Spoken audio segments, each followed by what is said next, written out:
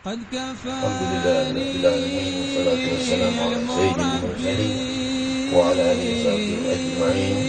Alhamdulillah, kita melanjutkan dari majelis tadi sunnah Rasul ke sunnah Rasul.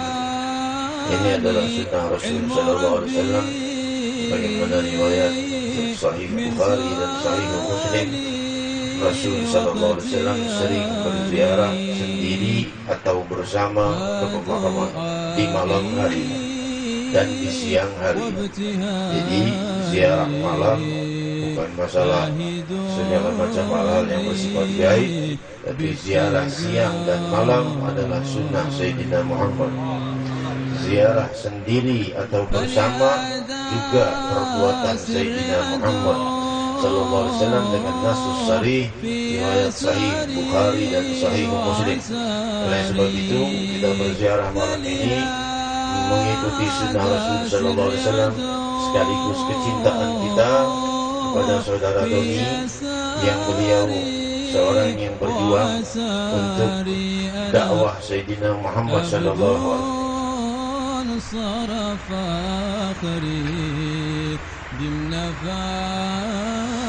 Kalau Rasul memandang seluruh umatnya barat dan timur di muka bumi, berapakah hati yang peduli dakwah Sayyidina Muhammad?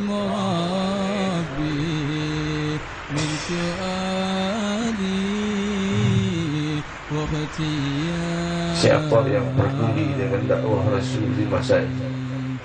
Siapa yang peduli dengan Rasul di masa ini? Umat Muhammad tidak peduli dengan Rasul sallallahu alaihi wasallam apalagi dakwahnya.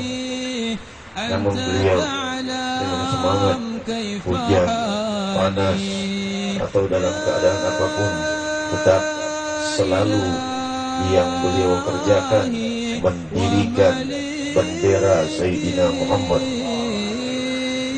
Kalian tahu tempat orang-orang yang memegang bendera Sayyidina Muhammad sallallahu alaihi wasallam. Semestinya bukannya kita yang mendoakan beliau, tapi kita mengalap berkah dari beliau, karena beliau ini orang yang dimuliakan Allah sebagai laskar Muhammad Rasulullah sallallahu alaihi wasallam dengan dakwah kelembutan, dengan dakwah kasih sayang, dan beliau salah seorang di antaranya, di mana saya di dalam salah satu perjumpaan dengan Rasul sallallahu alaihi wasallam, saya bertanya kepada Rasul sallallahu alaihi wasallam, ya Rasulullah, apakah engkau mengenal orang-orang yang kru majlis Rasulullah yang berjuang malam sampai di saat orang-orang tidur mereka memasang bendera dan lain sebagainya majlis Rasul sallallahu alaihi wasallam untuk dakwahmu ya Rasulullah. Apakah engkau mengenal mereka? Apakah engkau mau mengetahui siapa-siapa mereka? Maka Rasul sallallahu alaihi wasallam berkata, aku mengenal mereka, aku mengenal ayah bunda mereka, aku menghafal dan aku tahu semua nama mereka, dan aku semua tahu nama ayah bunda mereka. Saya saat itu tertunduk malu karena saya sendiri tidak hafal sampai orang tuanya. Semua kru-kru ini banyak sampai 360. Bagaimana saya mau menghafal nama semuanya, apalagi nama ayah bundanya? Tapi Rasul sallallahu alaihi wasallam hafal seluruh nama dan kenal semua dan ayah bundanya. Dan di saat setelah itu saya dipertemukan dengan ayah bunda saudara-saudara kita, kru kita yang telah wafat. Mereka berkata dengan saya bertemu, lantas mereka berkata, tolong bimbing anak-anak kami supaya terus jadi krunya majelis Rasul sallallahu alaihi wasallam walaupun di tengah kesibukannya. Saya bilang kenapa? Karena saat mereka membantu majelis Rasul, apakah menegakkan bendera atau baliho atau lainnya, di saat mereka sibuk itu kami bisa berjumpa Rasul sallallahu alaihi wasallam.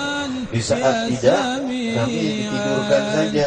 Tapi di saat anak kami sibuk untuk urusan dakwah majlis ini, kami bisa duduk bersama Rasul, diberi kesempatan oleh Rasul bertemu Rasulullah sallallahu alaihi wasallam di alamul barzakh. Mimpi tidak bisa dijadikan dalil, akan tetapi mimpi Rasul sallallahu alaihi wasallam disabdakan oleh Rasul sallallahu alaihi wasallam, "Man ra'ani fil manam faqad ra'ani wa la yatamathalu syaitanu bi."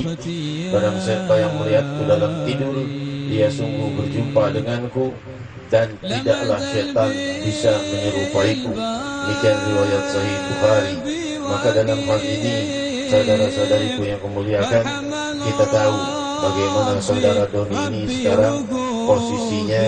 Beliau wafat, beliau dalam sakaratul mautnya.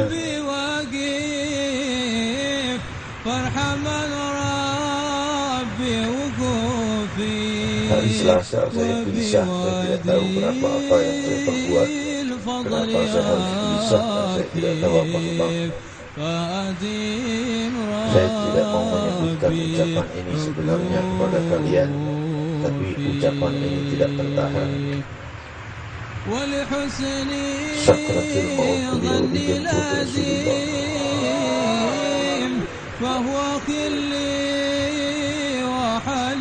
Saya berkata, betulkah ini?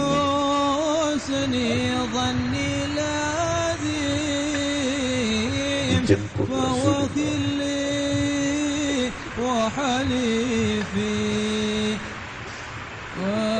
Orang yang membela beliau, sang Nabi Sallallahu Alaihi Wasallam, di saat masa rusaknya umatnya, bagi mereka pahala 100 orang yang mati syahid. Beliau ruhnya dijemput oleh Rasulullah, ditemani saat-saat sakaratul maut, ditemani di saat dia didatangi oleh Jibril.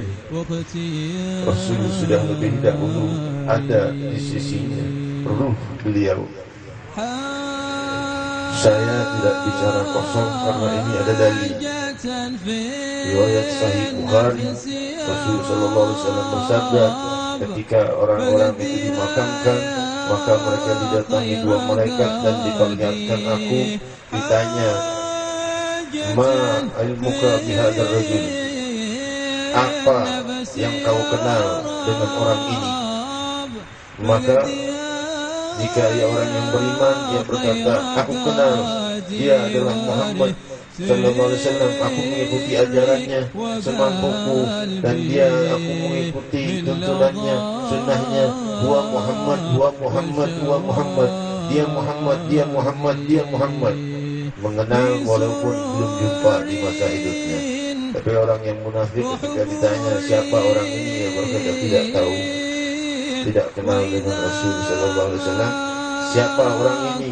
Malaikat bertanya, dia menjawab tidak tahu. Maka ia dihantam dengan martil yang ia menjerit, didengar oleh seluruh penduduk bumi kecuali jin dan manusia. Beruntung para pecinta Sayyidina Muhammad.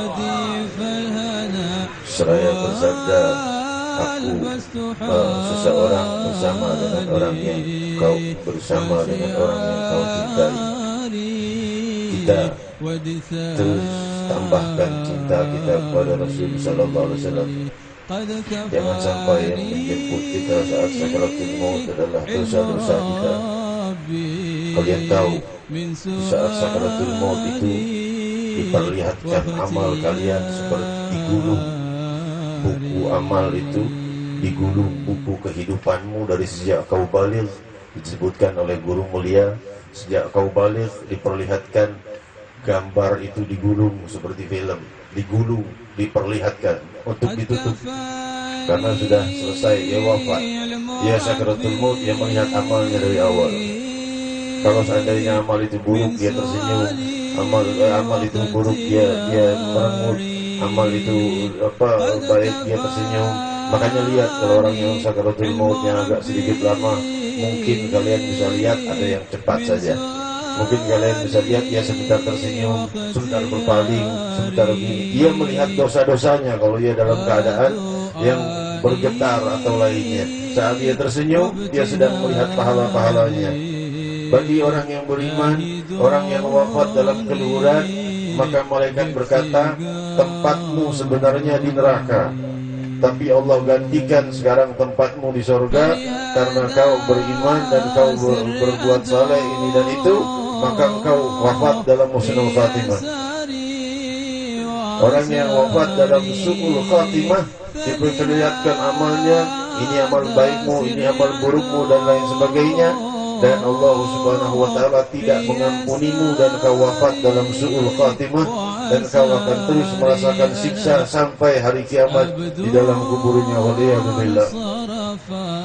Gimana kalau yang dijemput Sayyidina Muhammad? Diriwayatkan, bukan riwayat, kejadian Al-Habib Attas Habsyi alaihi rahmatullah. Di saat itu yang mempunyai murid yang wafat, orang udah tua, udah sepuh. Anaknya nakal. Anaknya ini bapaknya meninggal, udah anaknya berkumpul di rumah bapaknya, warisannya. Dia mengajak untuk teman-temannya nonton film porno.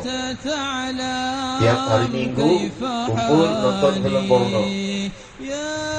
Maka di suatu malam, ini kejadian, di suatu malam, belum lama meninggalnya Al-Baqarah Habsyi, belum 10 tahun, kira-kira 10 tahun yang lalu atau 9 tahun yang lalu, lebih 15 tahun, 15 tahun yang lalu. Maka muridnya ini yang wafat, yang anaknya berbuat seperti itu, anaknya ini bermimpi, mimpinya mau ziarah kubur, ke kubur ayahnya. Maka sebelum dia sampai ke kubur ayahnya, di dalam mimpinya dia sudah mencium bau yang sangat busuk dan sangat menyakitkan. Lalu dia lihat bentuk ayahnya sangat mengerikan. Dia berkata, sungguh anak yang jahat dan anak yang durhaka. Aku ditidurkan dalam keadaan tenang, tapi setiap hari Minggu kau berkumpul menonton film porno bersama teman-temanmu. Datang 2 malaikat menumpahkan api dan menumpahkan air yang berbusuk kepada tubuhku. Aku dibangunkan untuk menerima itu sampai selesainya kau berbuat itu kejahatan di rumahku. Itu yang kuterima setiap minggu. Aku tidur dalam tenang. Tiap kali kau berbuat seperti itu, aku mendapat siksaan. Anak yang jahat dan durhaka kau ini. Maka ia bangun dari tidurnya. Dia langsung mendatangi Habib Attas Habsyi, guru ayahnya, dengan tangis dia berkata, aku bertobat. Di mana menyelamatkan ayahku? Ayahku dalam siksa kubur dalam setiap minggunya. Aku tobat, tidak mau lagi membuat acara maksiat di setiap hari ini, di setiap malam minggu. Maka berkata Habib Attas Habsyi, di kamar ruangan yang kau biasa nonton film porno dan kehinaan itu, di kamar itu baca Maulid Nabi Muhammad SAW. Ajak teman-temanmu, ceritakan ini, baca Maulid Nabi SAW di tempat itu. Maka ia membaca Maulid Rasul SAW. Setelah ia membaca Maulid Nabi SAW, malamnya ia bermimpi ziarah ke makam ayah. Belum sampai, dia sudah mencium bau wangi misik kesturi. Misik kesturi itu nggak ada zaman sekarang. Ya, misik kesturi yang sangat wangi. Dia pernah dengar dari ayahnya bahwa Rasul Sallallahu Alaihi Wasallam itu keringatnya berbau misik kesturi. Maka dia jumpa dengan ayahnya, berkata, barakallahu fik ya waladi, Allah melimpahkan keberkahan padamu wahai anakku. Sungguh dia lihat ayahnya sudah pakai jubah berwarna perak dan emas dengan tulisan di lehernya Muhammad Rasulullah. Ayah, apa yang terjadi? Saat kau kumpul membaca maulid itu, aku dibangunkan dari kuburku dan aku tahu, kukira aku akan disiksa lagi. Ternyata kulihat kuburku meluas dan kulihat iringan-iringan ribuan malaikat dan diikuti dengan satu kereta yang diusung atau usungan yang diusung itu sangat indah, bertuliskan Muhammad Rasulullah, terbuat dari emas, perak dan segala zabarjad dan segala macam. Setelah tandu, maksudnya tandu itu ditaruhkan, keluarlah beliau sallallahu alaihi wasallam dengan wajah yang terang benderang dan berkata, "Ana Muhammad sahibul Quran." Aku Muhammad sahibul Quran, pembawa Al-Quranul Karim. Maka dia pun memeluk Nabi sallallahu alaihi wasallam dan Rasul membuka jubahnya, memberikannya kepada-Nya. Kenapa? Kata Rasul sallallahu alaihi wasallam, dia berkata, "Ya Rasulullah, bagaimana dengan kejadian ini? Aku ini disiksa setiap malam minggu, tapi malam ini kau datang kepadaku ya Rasulullah." Rasul berkata, "Rumahmu, setiap kali rumahmu merayakan membaca maulid Nabi SAW, aku akan datang menemani." Maka Rasul SAW duduk dengannya. Setiap anaknya membaca maulid, Rasul SAW duduk menemani ayahnya almarhum di dalam kuburnya. Hadirin-hadirat yang dimuliakan Allah, suatu waktu ayahnya melihat Rasul SAW terburu-buru. "Aku mau terburu-buru nih, aku tidak bisa lama duduk denganmu, karena ada orang yang kucintai dan dia mencintai aku, dia wafat. Akan kusiapkan puluhan ribu malaikat untuk menyambutnya. Aku tidak bisa duduk denganmu lama-lama." Anaknya memimpikan itu. Maka anaknya bangun, lari ke rumah Habib At-Tasabsyi untuk menanyakan siapa orang yang dicintai oleh Rasul dan mencintai Rasul, yang disiapkan puluhan ribu malaikat Rasul akan siapkan untuk menyambutnya. Lari ke rumah Habib At-Tasabsyi, bangun tidur, ternyata Habib At-Tasabsyi wafat. Orang yang mencintai dan dicintai Rasul disiapkan puluhan ribu malaikat oleh Rasul untuk menyambutnya. Saudara kita Doni yang wafat dalam keadaan syahid ini, semoga selalu didekatkan dengan Rasul sallallahu alaihi wasallam. Menjadikan kami saat sakaratul maut ditemani Rasulullah.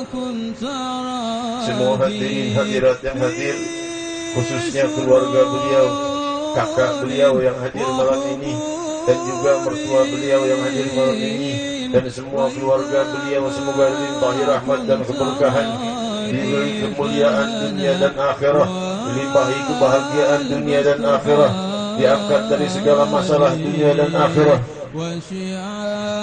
Satu wasiat saudara Doni sampaikan oleh kakaknya, dia ingin membangun masjid dekat rumahnya.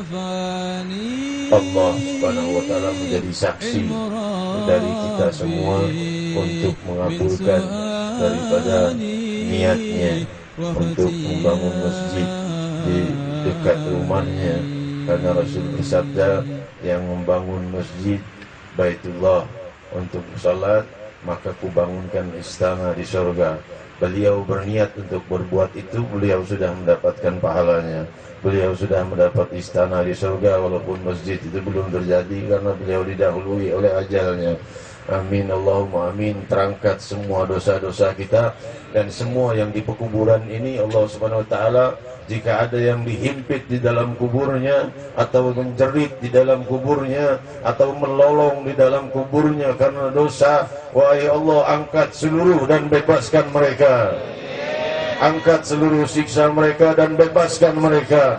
Angkat mereka dan lepaskan dari penjara kubur.